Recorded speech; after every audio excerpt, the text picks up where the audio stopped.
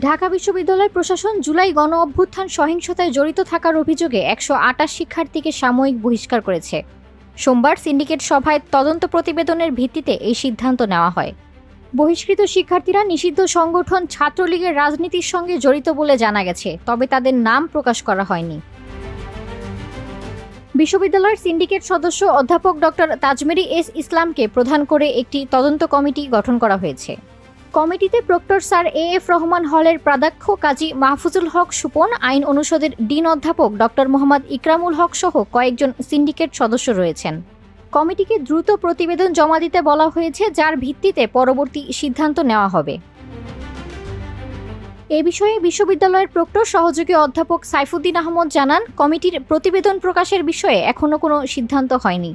এছাড়া জুলাই গণ-অভ্যুত্থানে শিক্ষকদের ভূমিকা নিয়েও আলাদা একটি কমিটি তদন্ত করছে, তবে শিক্ষকদের বিষয়েও এই প্রতিবেদনে কিছু ইঙ্গিত রয়েছে। Desk report, metro TV.